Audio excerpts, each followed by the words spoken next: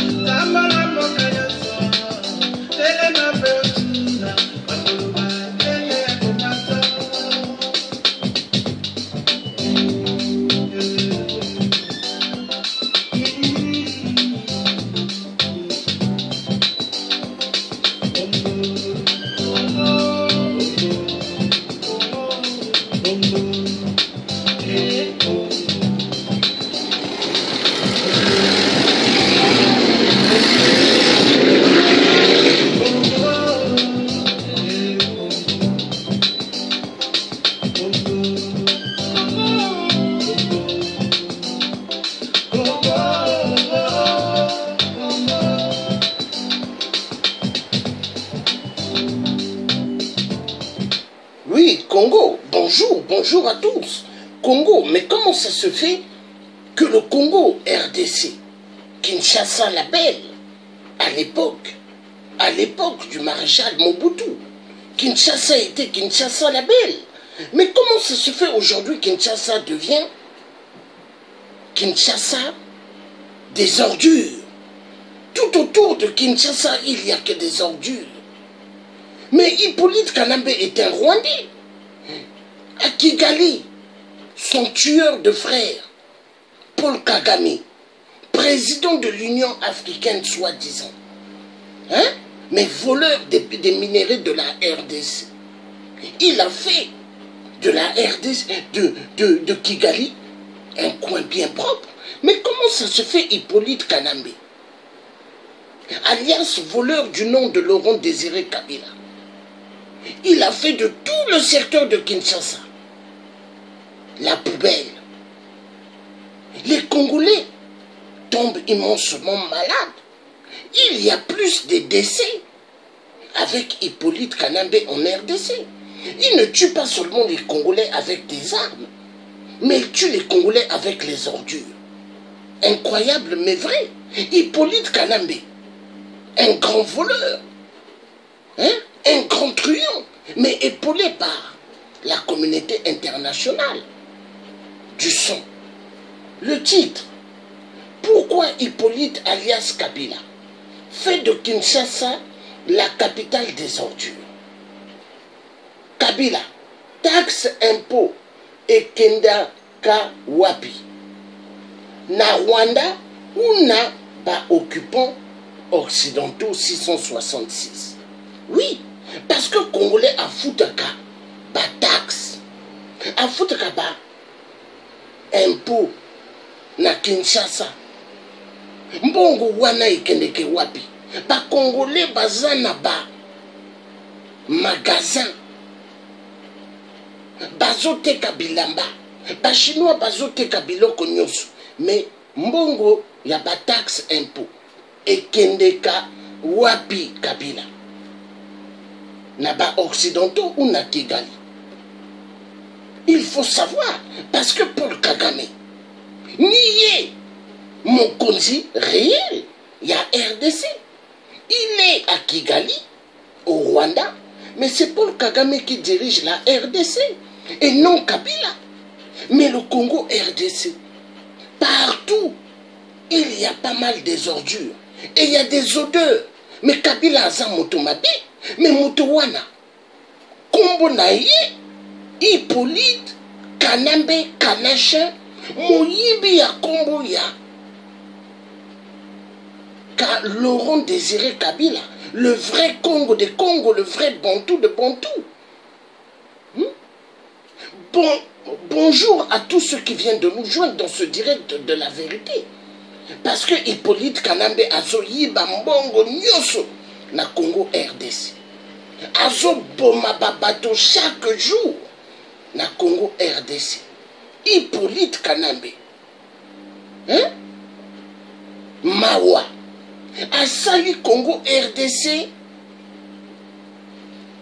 Place vraiment au Kolela et au Kolela. Babasi babana. Batata bazo koufa. Tous les jours.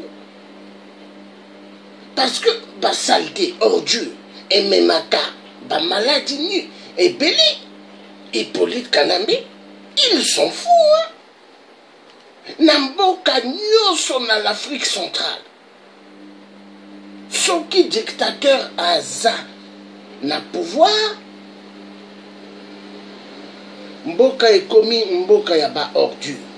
Na Congo Brazzaville pe ba ordure ebele. Parce que pour na bango diabulu Lucifer azoloba na bango boboma bango peuple wana botika ba ordure, il faut ba kufa. Voilà. Hippolyte Kanambe azoboma. Personne ne s'inquiète. Hein? Mais nous, les résistants, les vrais, ainsi que les vrais combattants, on s'inquiète du Congo, on s'inquiète de toute l'Afrique. Parce que c'est pas normal. Comment yozo kende na nzando pona osumba bilia ba ordure ezo zelayo. Et surtout les odeurs, hein?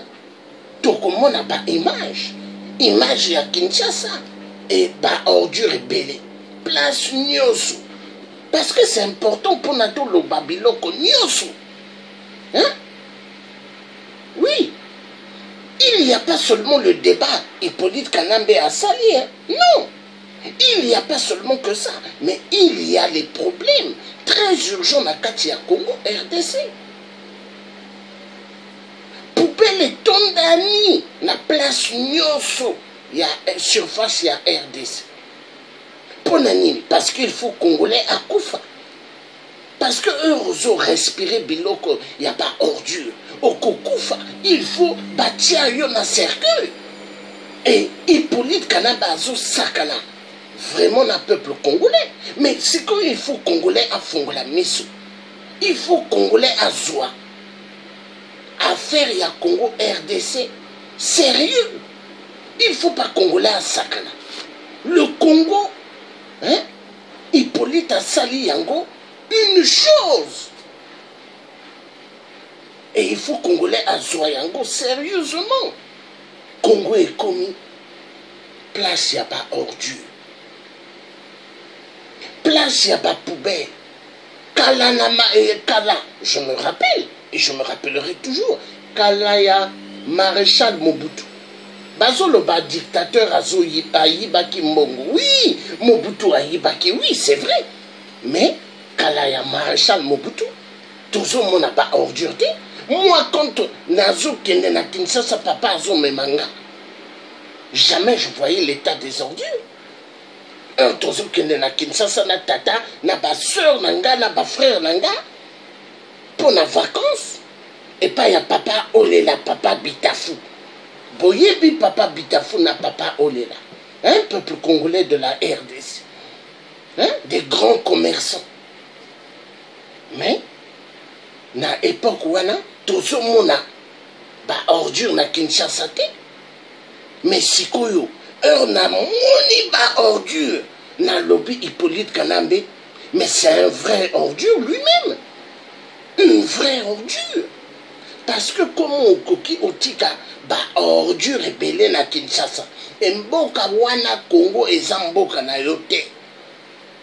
Et mboka ya ba Congolais RDC ekomi mboka ya Hippolyte Kanambe et mboka ya Paul Kagame. Ba Rwandais tutsi bazo gouverner. Nazo comprendre. Hein? Et ceux qui ont tali peuple na Rwanda baza même pas 10 millions. Non. Ils ne sont même pas 2 millions. Hein? Mais comment peuple ndengwana bakoki basakana na peuple, hein? Plus de 80 millions na Congo. Hein? C'est quoi il faut peuple congolais? Atika ba musique, atika biloko kosakana. Il faut peuple congolais à concentrer. Ayeba ndenge nini bako découdre na système ya PRD. Na UDPSP. Parce que UDPS est égal PRD. Hein? UDPSP. Et ça, UDPS est égal, hein? Ba ordure na Kinshasa. Est-ce que Félix Tshisekedi alobaka biloko ya ba ordure na Kinshasa? Ils s'en foutent, hein? Parce que yeza kaka mbongo. Il faut aller à mbongo ya Congo. Akomi opposant ya Libumu. Oui, Félix Tshisekedi. Chilombo, balobaka, hein? D'après Chilombo. Hein? Mais Chilombo, il y a pas ordure. Botala, Kinshasa. Pas ordure et tondani. N'a pas secteur news. Tokomona, likambo, il y a Congo, il y a Hippolyte Kanambe. Motomabe. Asakanana, peuple congolais. Hein? Congo est commis place ya ba ordure. Et Hippolyte Kanambe a sakana na peuple congolais. Parce que les kaka amona kaba ordure, ils s'en foutent. Hein? Pour naïe, il faut Congolais avoir d'anengwana. Pour naïe, Hippolyte Kanambe, il faut Congolais à Koufa. Pour na Hippolyte Kanambe, hein? Il faut Congolais avoir dans la situation d'Engwana. Non. Pas si na motema.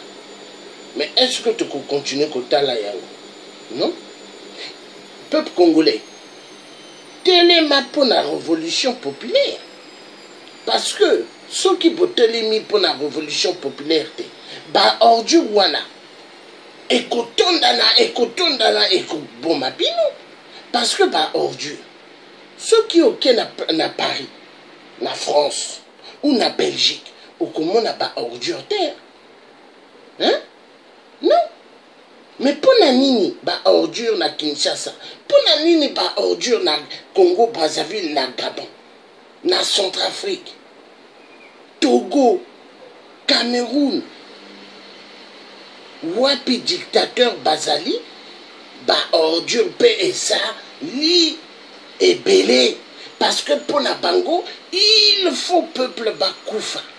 Parce que objectif na bango.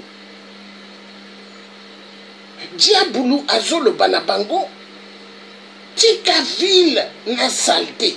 Il faut peuple aya la malade, et peuple wana, il faut akoufa. Mais c'est calculé. Parce que Satan a l'obaka na bango, je veux plus d'âmes. Bango, bakomi bamokonzi, hein, parce que ils ont signé. Mais pas signé na stylo, hein, bah signé bakati awa, au puis bah signé. Ils signent avec leur son.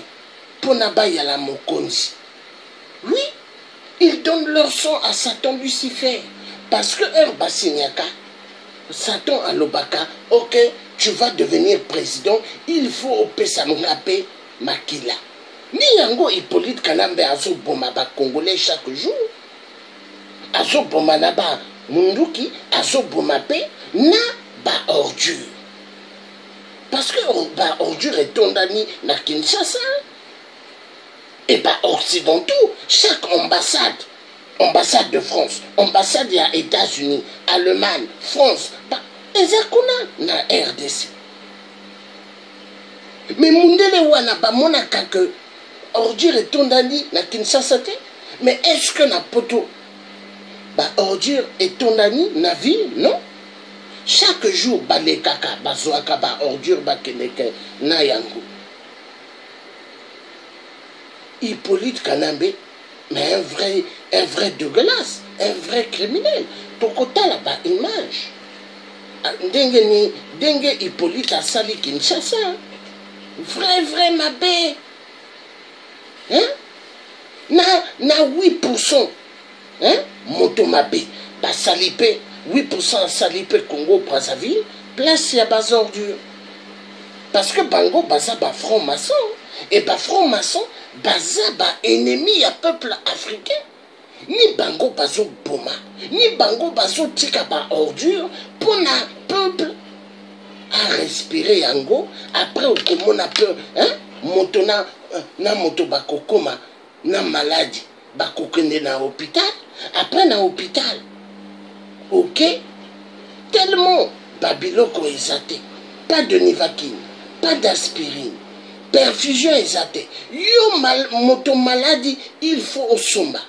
Soki au sombité, batiki yo kokufa. Oui, ezandenge wana. Na moni na 2005 heures ba opéra Kinga na Congo Brazzaville. Na 2005. Balobi, monsieur, est-ce que vous avez amené tout ce qu'il faut pour vous opérer? Na lobi na bango, comment ça? Moi je suis en souffrance là. Je crie. Hein? Et vous me demandez, est-ce que j'ai amené tout?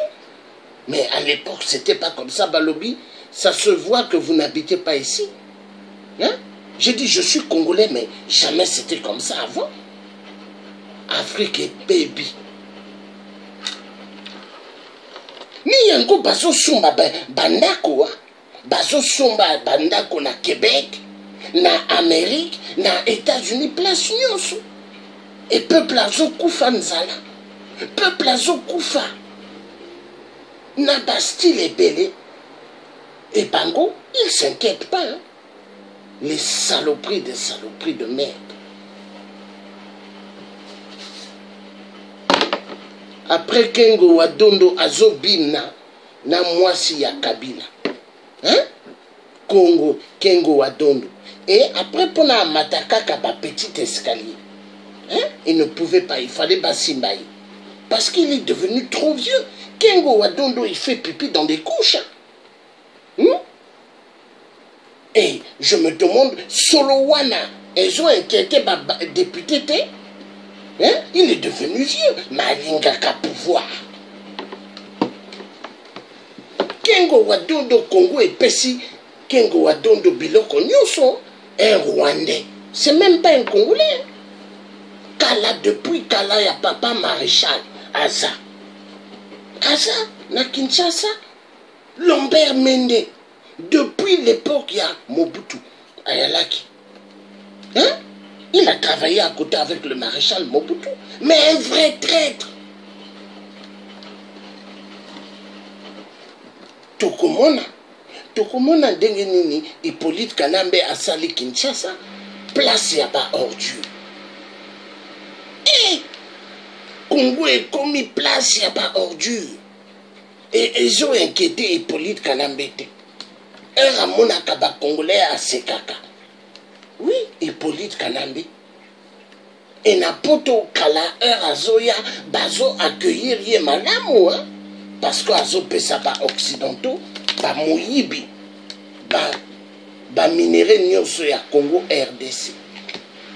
Hein? Hippolyte Kanambe. Motomabe. Bomoni Hippolyte Kanambe, il faut Pokima. Motomabe. Hippolyte Kanambe, assassin, voleur, Yamabele ya peuple congolais, Moyibi.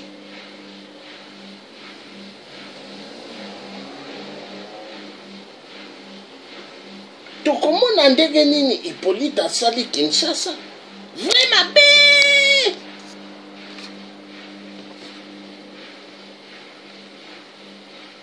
Cesse de croître et la colère des habitants aussi. Le quartier touché est celui de la Gombe. Il n'y a plus de ramassage depuis fin septembre, depuis que l'Union européenne a transféré aux autorités locales la gestion de la collecte des déchets.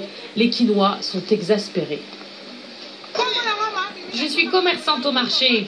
Les montagnes de déchets s'entassent, les maladies se répandent. Pourtant, nous payons nos taxes du 1er au 30 de chaque mois. Que font les autorités? Les éboueurs ne sont pas en grève, mais le ramassage n'est plus financé. Le seul problème, c'est le carburant. Le personnel n'a aucun problème pour travailler. Nous voulons que notre ville soit propre, malgré l'accumulation des retards de paiement depuis 2 mois. Les autorités locales affirment que le gouvernement devait financer l'essentiel du ramassage pour la première année suivant le départ du programme européen. Elles expliquent que désormais les fonds ne devraient pas tarder. Je voudrais dire d'abord pardon à la population et merci au chef de l'État. Et merci au chef de l'État qui a donné des instructions pour que les moyens soient débloqués et que cette situation soit réglée. À l'indépendance du Congo en 1960, Kinshasa était considérée comme l'une des villes les plus agréables d'Afrique. Elle était surnommée Kin-la-Belle. Mais depuis longtemps, de nombreux habitants l'ont affublée d'un autre sobriquet, Kin-la-Poubelle. Voilà. Boyoki, hein, Kin-la-Poubelle. Et hier, à Monakayango, à Sekaka, à Lobaka, oh, Lambert Mende. Oyebi nalingaka komona peuple congolais na ba ordure. Et pas nyoso ba ordure tondani na sepelaka. Hippolyte Kanambe alobaka ndenge wana asekaka makasi amonaka ba peuple congolais na ba ordure nyoso. Et tondani na Kinshasa asepelaka. Asekaka makasi. Alingaka komona peuple congolais net ba ngungi, net ba mouche. Oui, parce que pour naïe peuple congolais, baza ba doté. Et ba occidentaux, ba ambassade nyonso na Kinshasa, ba monaka ba ordure, mais ba kipakate. Occidentaux 666 de mer.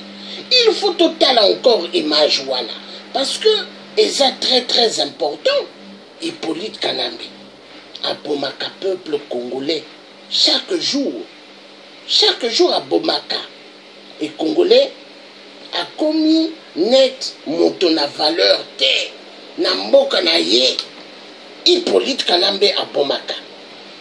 Botala ba image. Il n'y a plus de ramassage depuis fin septembre, depuis que l'Union européenne a transféré aux autorités locales la gestion de la collecte des déchets.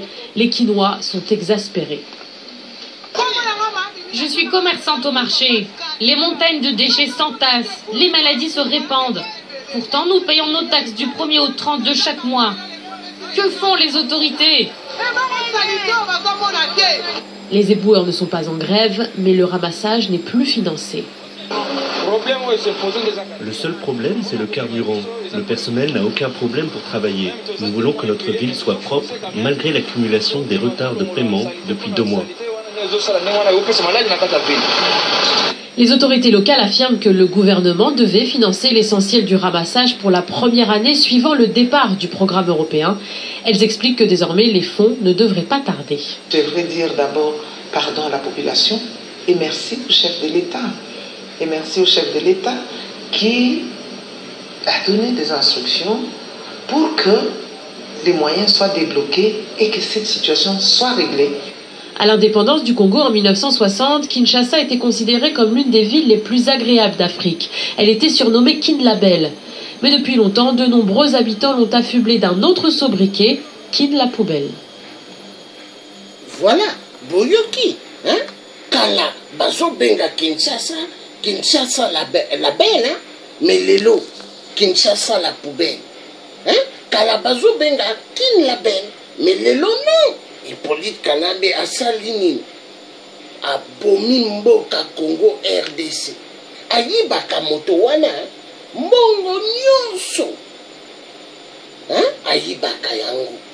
Hippolyte Kanambe babato ba ministre na ye gouvernement nyonso basumbaka bandako boyebi wapi na Belgique. Belgique eza territoire na bango balingaka place wana basumbaka bandako epele mais ndako ya mikete Gaillard place ya Gaillard, hein? C'est tout un domaine. Et na Kinshasa peuple bazo kufa nzala bazo kufa parce que Batika Kabango n'a pas place à ba ordure. Mais Hippolyte Kanambe a ça vrai. Hein? Moto, a ça na maladie na moto na yi. Déjà a ça Congolais te, a ça Rwandais tout. Na Amérique, Maison Blanche. Est-ce que président y a Maison Blanche a ça Rwandais tout? Na France. Est-ce que président na France a ça Rwandais tout? Na Belgique, est-ce que le roi na Belgique a ça Tutsi? Na Allemagne, hein?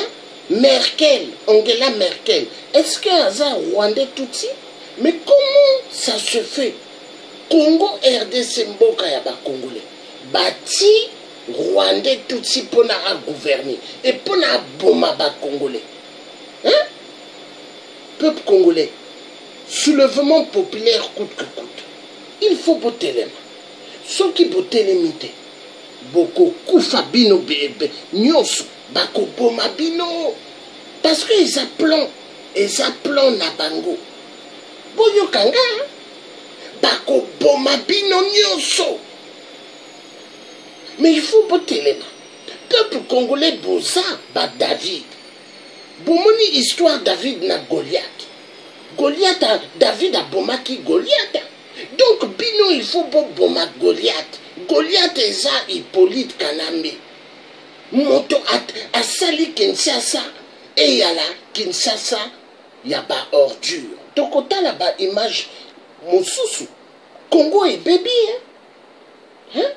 Place nyonso dans l'Afrique. Dictateur à ça, il faut ordure paix et y a là.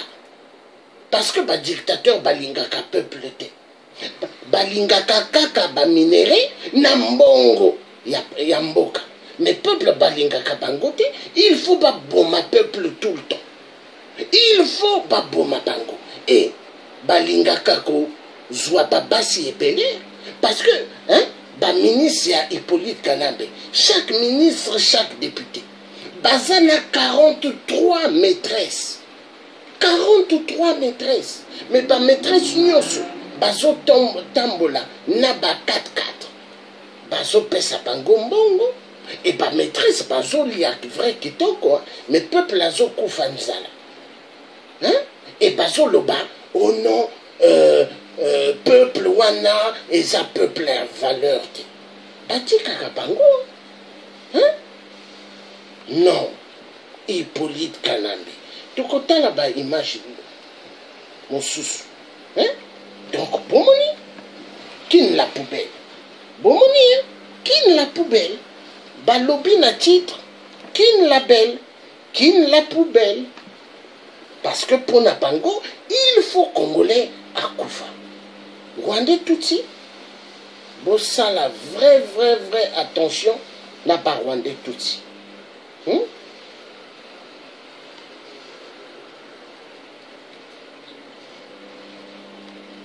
Donc, on a là-bas image, mon sous.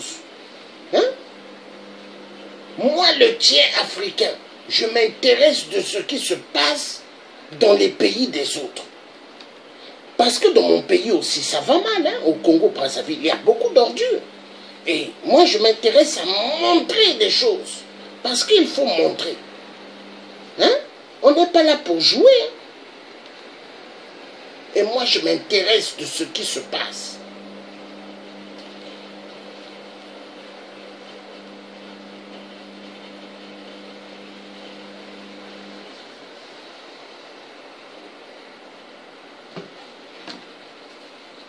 tokomona Kinshasa. Ah, Hippolyte Kanabi. Asali Kinshasa place ya ba ordure. Ah non, non, non, non. Kalaya et à Maréchal Mobutu, non. Kinshasa était bien. De côté la Kinshasa, c'est quoi? Hein? Et comme Kinshasa poubelle. lisusu mpona bapesa la bino boni mokoleselaki koleka ane mumba Kinshasa toloba ignorance zéro bakinois ya propre esengeli bayeba évolution ya ville province na bango yango tobi Kin Live magazine proche de Kino. Kin Live magazine proche du Kinois. Kin Live, la vie à Kin. Mbote Kinshasa, papa, maman, bana Kin ya propre mbote na bino pe merci ne bozali kokoba ko soutenir magazine proche de Kinois Kin Live pour comprendre que tozali awa na zando munene na balabala bokasa pe na sima bozali komona zali ba fleur te kasi fulu Kin Live ya lelo e kokungwama na bilili oyo. Conseil supérieur de l'audiovisuel et de la communication, c'est ça que nous avons poussé. Bazali ko invité bakambi to pe bakonzi ya ba média na République démocratique du Congo ba kende ko s'enregistrer ko l'état aye babango. Conseil supérieur ya audiovisuel pe ya communication, c'est ça ba uti ko lancer mukolo ya mardi 5 mai 2015. Campagne ya enregistrement ya ba média ya ba agence ya communication, agence ya publicité pour les producteurs indépendants oyo basalaka na secteur ya média ezalaki bongo liboso ya ba responsable ya ba chaîne ya télévision oyo bayaki pona tina na koyoka lolenge campagne oyo kosalema kolandisama maloba ya président Tito Ndombi ya CESAC emonisami ete campagne oyo ezali na litoma mingi pamba te CESAC lokola régulateur ya espace médiatique na République démocratique du Congo esengeli ayeba banani oyo bazali en ordre na l'état pe ayeba ndenge nini akotravaille na bango pe lisusu epesameli ndingisa ya kolandela mingi lolenge ba publicité ezali kosalema awa na République démocratique du Congo po ba dérapage ezala te ya mwana asengi na ba média nyonso radio télévision journal agence ya communication pe ba producteur indépendant ya média baya ko s'enregistrer pendant 1 mois ezali ya ofele biso tozali régulateur des médias toza ko encadrer toza ko contrôler contenu ya média bon contenu ba journaliste baza ko produire mais ce ko tel na média contenu ezaka ka ba journaliste baza ko salater même publicité ça aussi contenu ça ko leka na média mais ce ko tali contenu na o ba journaliste baza ko produire na o publicité za ko produire moi ba problème ezali moi mindondo ezali mais tu faut comprendre que bato ebele baza kosala mosala ndenge wana moi désordre c'est puisque bayebi de côté yango wana tobengisaki bango tolobi boya bato baza na bamédia bajournaux télévision radio oza na agence ya publicité oza na agence oproduction ya bamagazine na yo yaka toyebisa yo ke mibeko ezali oza koencadre profession oyo oza kosala tolingi te mbala moko to banda ba sanction okuna ba suspendre publicité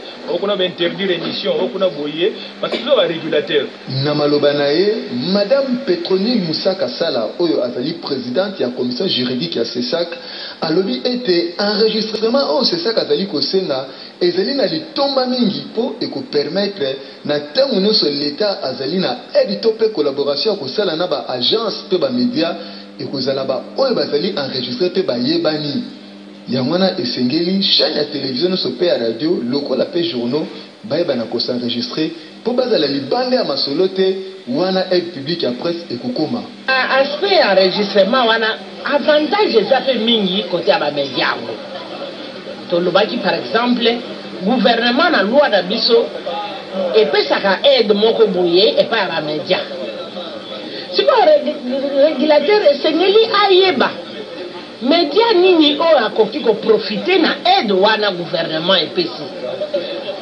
po soki média eza en ordre te epai na biso moyen topesa ye aide wana gouvernement apesi eza te likanisi oyo esepelisaki baresponsable ya bamédia pe ya baagence ya communication kasi bango badeplore kaka confusion oyo ezalaka entre commission nationale ya censure pe CESAC na makambo etali bapublicité pe bachanson balobi ete ezali mbilinga ezali kopesa bango pasi bayebi te basadresse na nani l'état asala nyonso mpo azwa solution na likambo oyo yango tozosenga na sesaki na commission ya sensi bavanda esika moko bayokana oyo akozala na droit ya koreglemente na makambo matali publicité azwa monopole wana mpona oyo etali baorgane de presse oyo nazali moko ya baéditeur na oyo etali baorgane de presse toremercie bango ezali malamu.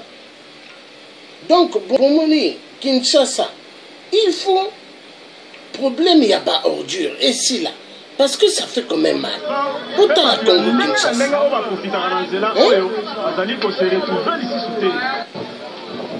botuna te soki tozali wapi po tozali na centre ville plus précisément na balabala bokasa na croisement nango na mbomu na zando munene fulu oyo ozali komona etondi awa ezali nango bato ya quartier baya kobwaka te kasi baservice oyo ekendaka kolokota bapoubele na kati ya ville ya Kinshasa ya ngambu ya barumbu décharge na bango ekomande bisika oyo ndenge bozali komona bakomersa ya pembeni musala na bango moyen esalama lisusu malamu ezali te po solo ebimakawa okokanga motema te bazali kokamwa boni bourgmestre asinyaka mokanda na ntina ete badelokalize fulu oyo ezala na zando monene te kasi une semaine ya pamba ezongi mpe ekomi koderange population na ndenge ya moke te mokoka na environnement boye population esali 3 mois déjà kaka na kati ya bosoto biloko ya ndenge na ndenge ekoma nango kobwaka matongo midi pokwa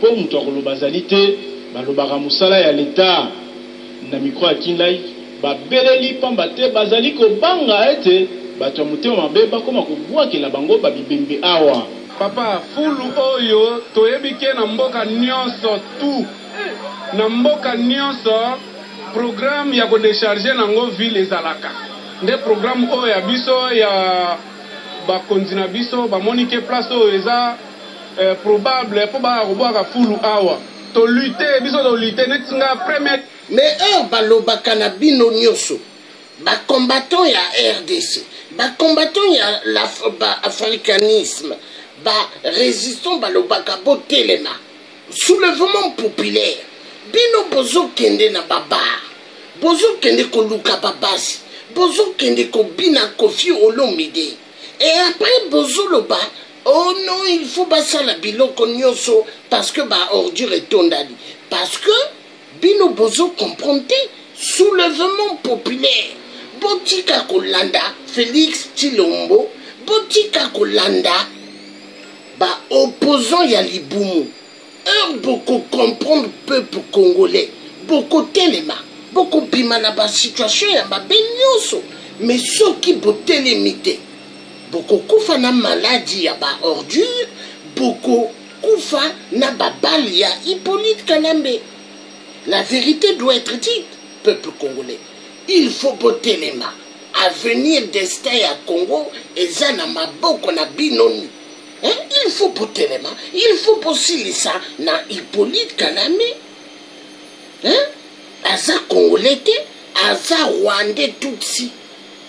Botala Kigali. Paul Kagame aza na Kigali. Ni Paul Kagame, le vrai président ya RDC, eza Paul Kagame. Hippolyte Kanambe aza kaka petit jeu marionnette. Il y a Paul Kagame. Et Hippolyte Kanambe aza marionnette, il y a communauté internationale du son. Communauté internationale du son. Bazo bomabino chaque jour et bazo seka. Parce que communauté internationale du son. Ni bango bazo pesa arme na Hippolyte Kanambe pour a bomabino communauté internationale du son et occupant vrai occupant ya Congo eza communauté internationale ni bango simbi bien Kinshasa na maboko na complicité ya congolais collabo ni yango dalobaka tout le temps boma collabo boma collabo na Kinshasa boma bango soki bomi collabo ya Hippolyte Kanambe boko simba Hippolyte Kanambe net soso boyokanga tokende encore na image ya ba ordure ya Hippolyte Kanambe na Kinshasa. Rwandais Tutsi, Tufi na Tufi, moto mabe. Totala. Militaire à foule, na lutter, na kutani na maire, na bourgmestre, premier citoyen à commune, na kutani na a commis papier moko pour interdire foule boakama. Ah, bourgmestre, respect na bourgmestre abiso. Incha bourgmestre abiso barumbu peut-être merci. Bourgmestre abiso barumbu a commis papier à interdire pour ayebi ke place oyo batu ba vivre foule goes à la tête. Une semaine plus tard, tu vois mon papier mususu a commis lisusu a signé pour na repesa bango accès. Ezalaki mwa mukuse c'est quoi pesi bango accès kobanda puna ti kobanda mbomu ti na chopa. Papa, accès wana ye mo akomi alobi babwa kaka balongolango immédiatement. Mais tu comprends immédiatement wana ya mon français. Tu ebite so que lié signifie nini. Ce qui 2 semaines, ce qui 2 mois, 3 mois. Place oyo batu ba teme ba ebisa bino ke babwa kaka ti nye. Babwa kaka awa babwa kaka ti ba biloko ebele babwa kaka place oyo on na koloba na télévision te. C'est ça normal vraiment. Ngai naza magasin awa. Naza magasin awa.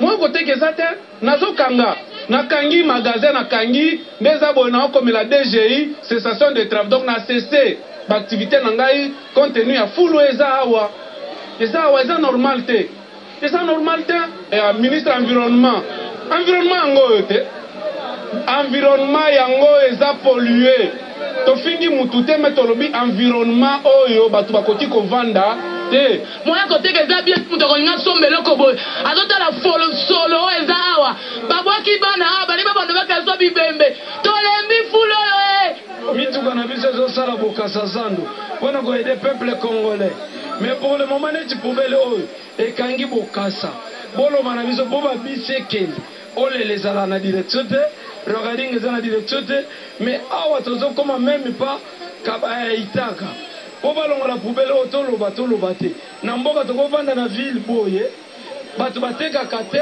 basala eloko moko tata bino moko okokoyede biso te oyo eza centre ville bureau ya gouverneur de ville eza awa makambo nyonso eza awa po ville oyo ya Kinshasa résiste il faut bamona nanu propriété ya ville ya Kinshasa mais gouverneur de ville azoloba nini au moment poubele oyo kote bazobwaka yango union européenne eza na kati babiloko oyo ezocreye bagaz oyo bango bazotekela biso yango na mbongo même bakisi wana nyonso ezokendaka wapi po moto bambome ye eza bamai oyo moto esala gaz eza neti commerce na bango baosala po basala yango mais il faut batretenir quand même capitale na biso balingi biso tutokufa po bakunda neti bakundaki bato ya liboso Kinshasa label toyebi te soki robe wana ekoyebana kozongela lisusu na lolenge makambo ezali kotambola kasi population ya barumbu mingi oyo batekaka na baboutique ya pembeni basengi ba autorité compétente bayebana kotala likambo oyo pamba te ba maladie ya ndenge na ndenge ekomi kodiranger bango pe commerce na bango moyen ekende liboso ezali te tobanzi ete mikolo ezali koya suite favorable ekoki kozwa manati na ete population ebika na kimia tolobi ti bokoyoka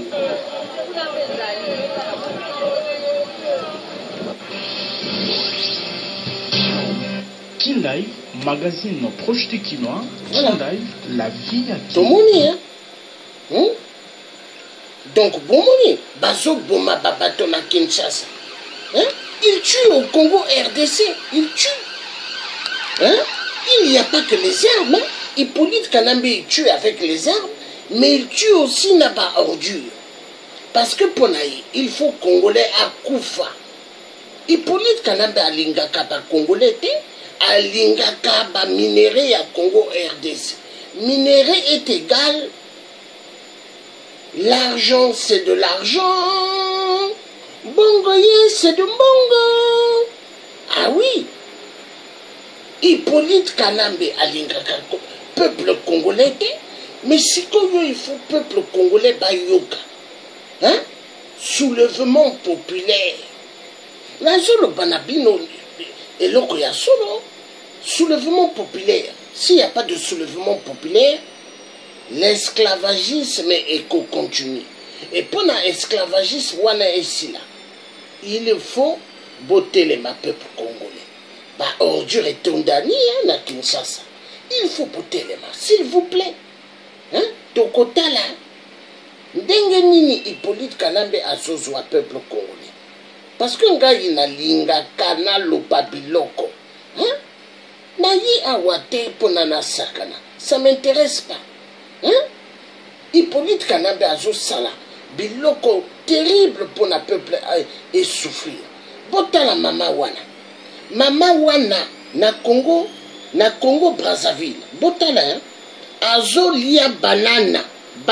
Banane plantain na kwanga. Botala. Hein?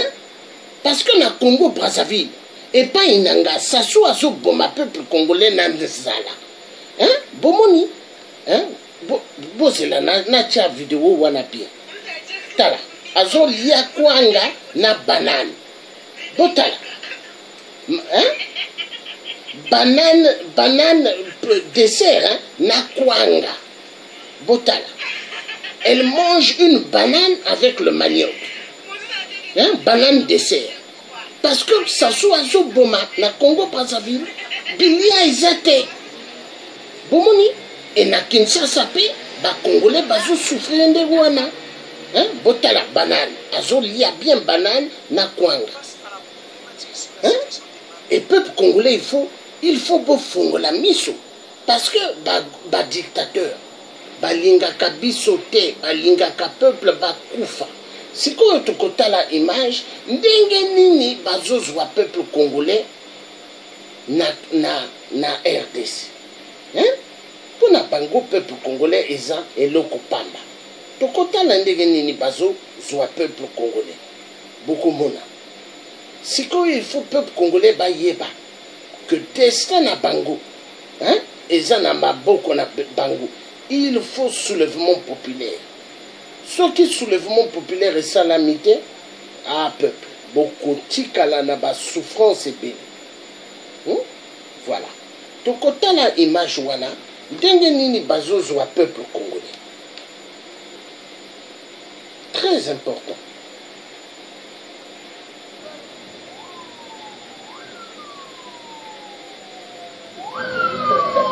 Ndenge wana, esclave.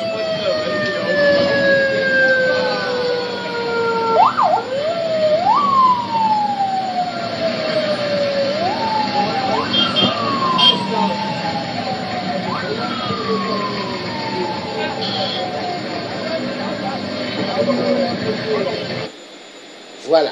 Bomoni, hein? Bazozo à peuple congolais esclave.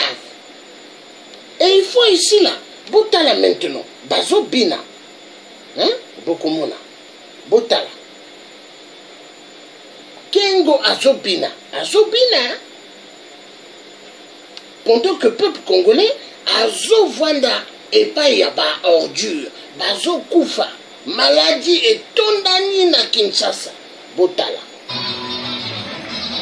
Kengo Wadondo Azobina. Bango nyonso bakobina, hein?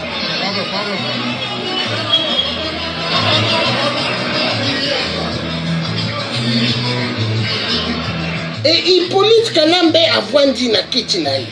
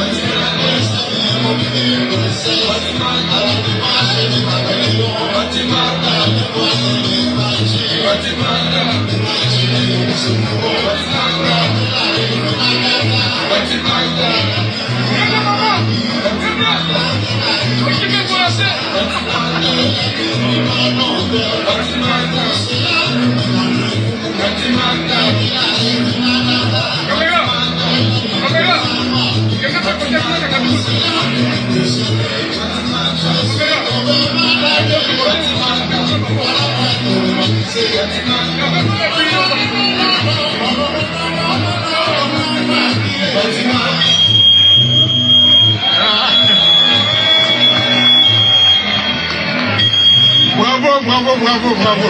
Voilà. Peuple bazo souffrir. poubelle tondani na Kinshasa. Mais bango bazo bina. Bazo bina. Bazo yiba mongo na Congo RDC. Bazo sumba bandako na Québec. Baza, hein, na Belgique. Mais territoire vraiment, il y a gouvernement, il y a Hippolyte Kalambé. Et ça vraiment, Belgique. Na Québec, un petit peu. Mais vraiment, na Belgique, baza na bandako ya Kayar, hein. Les grands domaines, pavillons. Hein? Basomba ka pavillon pour na ba maîtresse na bango et pour na bango moko. Et peuple bazo kufa nzala. Peuple azo vanda et pas ya ba ordure. Hein? Namboka nanga Congo Brazzaville, 8% paix. Hein? Asomba ka bandako na Québec. Bandako ebele. Mais peuple bazo kufa nzala. Et 8% Sassou Azo Seka. Azo Seka, parce que Sassou, na Hippolyte Kanambe, na Paul Kagame, président soi-disant, il y a communauté d'Afrique, Union africaine. Quelle Union africaine? Union de la mafia. Mais Bango Union Sowala, et Paul Kagame, Hippolyte Kanambe, Sassou, les hommes les plus dangereux de toute l'Afrique centrale. Ni Bango, hein? Babomaka, Bato Epele. Hein? Peuple congolais a souffrir et Bango Bazo Bina. Bazo Bina. Tokotala. Ba image Mosusu. Kinshasa, hein?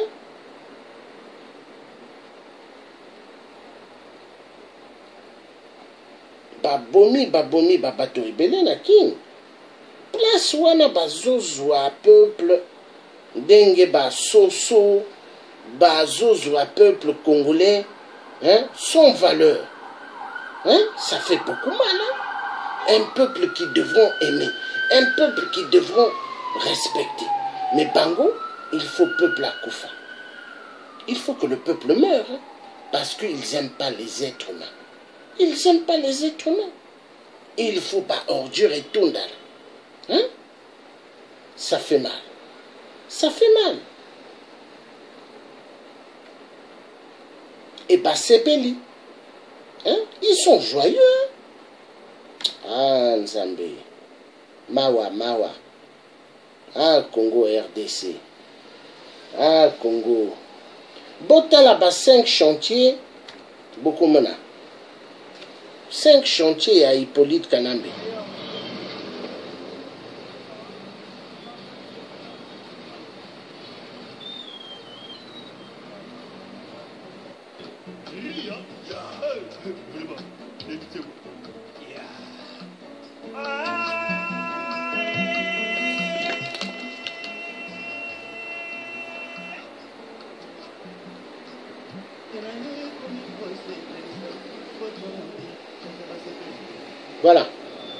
Voilà, Kinshasa, Botala Kinshasa.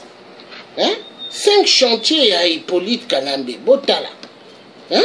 Et Bango Bazo Bina, hein? Botala. Kinshasa. Hein? Botala. Et Botala. Voilà Kinshasa. Kinshasa. Bomoni. Bomoni.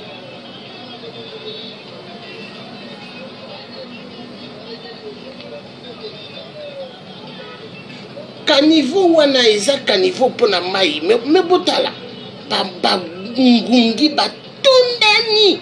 Il y a pas mal de moustiques là-bas. Bomoni. Hein? Et eux ils s'inquiètent pas. Hein? Il faut Congolais à Koufa. Parce que pour na bango balinga ka peuple congolais te.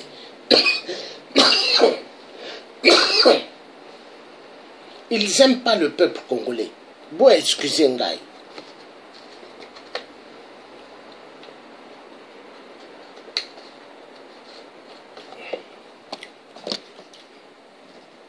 Pona bango, il faut peuple congolais à Koufa. Balingaka peuple congolais te. Ba ordure et tondani. Et il ne s'inquiète pas. Hein. Il faut congolais à Koufa. Il faut congolais à Koufa. Et balingaka yango. Hein. Décharge à ciel ouvert, immobiles dans les rues, c'est malheureusement le visage de plusieurs cités africaines. Pourtant, la collecte et le recyclage des déchets constituent à la fois un impératif de développement, mais aussi une opportunité économique importante. Ainsi, au Congo-Brazzaville, et malgré les difficultés, une entreprise nommée Suraya, qui opère depuis 4 ans, a notamment contribué non seulement à assainir 2 villes principales, Nkayi et Pointe-Noire, mais aussi à sensibiliser les populations sur la collecte des ordures ménagères. Entre 2011 et 2012, l'entreprise Suraya a fait un chiffre d'affaires à la hausse de l'ordre de 21%. Et pour mieux comprendre la manne qui se cache derrière les déchets, Raïssa Okol et Pierre Kanga se sont rendus à Pointe-Noire rencontrer les dirigeants de cette petite entreprise qui veut éviter la crise. Reportage. Pointe-Noire, une jolie ville côtière africaine et bourgeoise dont les abondantes ressources pétrolières hissent le Congo au top 5 des pays producteurs de cet or noir en Afrique subsaharienne. Si 85% des richesses du Congo proviennent du pétrole, cela ne se ressent pas vraiment dans les rues de cette ville stratégique, encore handicapée par des infrastructures, entre autres routières et sanitaires, bien insuffisantes. Ainsi en est-il du quartier Kilomètre 4, comme de certains quartiers populaires de Pointe-Noire, qui sont jonchés de décharges à ciel ouvert. Si le gouvernement congolais semble avoir pris conscience des effets positifs de la gestion responsable des déchets, en obligeant les collectivités locales à assurer l'élimination correcte des déchets urbains, la gestion des déchets n'est pourtant pas encore un acquis pour tous. La gestion des déchets incombe à la collectivité locale. Donc c'est à l'État local, pas à l'État central, à la collectivité locale. Nous avons la loi sur la protection de l'environnement, nous avons la loi 10/2003 sur les transferts des compétences aux collectivités locales, et en ces articles 21 et 33 qui sont assez clairs, donc ces textes-là, la gestion des déchets urbains incombe aux collectivités locales. À ce moment-là, nous sommes dans une démarche qui consiste à susciter de la part de la collectivité locale le désir d'élaborer, d'établir un partenariat public-privé. Et comme on l'a fait un peu ailleurs, à Kayi, où la collectivité locale travaille avec une structure privée, qu'est Souria. Voilà, donc dans le cadre de la délégation des services publics, tout ça là. Deuxièmement, nous sommes dans une démarche qui consiste à fédérer un peu des efforts des entreprises qui interviennent dans la collecte du déchet. Parce que à ce niveau-là, mieux vaut 5 doigts qu'un seul. Hein, il faut vraiment que chacun, bien que différent, des tailles différentes, essaie de jouer son rôle dans ce travail d'ensemble. Il y a aussi également la population qui doit intervenir, pas en tant que responsable des détritus ou producteur des déchets, mais aussi en tant que maillon essentiel dans la lutte contre la production et la réduction de la quantité de déchets à produire. Donc il faut qu'on intervienne à ce niveau-là. Il y a aussi un 4e élément qui est très important. Aujourd'hui, nous sommes dans un système libéral. Et donc les mentalités entrepreneuriales ne sont pas encore développées. Et donc il faut aussi développer des cadres où on peut échanger, on peut communiquer, on peut échanger des savoirs, des savoir-faire, des expériences dans le cadre du management, de la gestion des déchets, sans trop chercher à transposer des techniques d'ailleurs ici. L'Afrique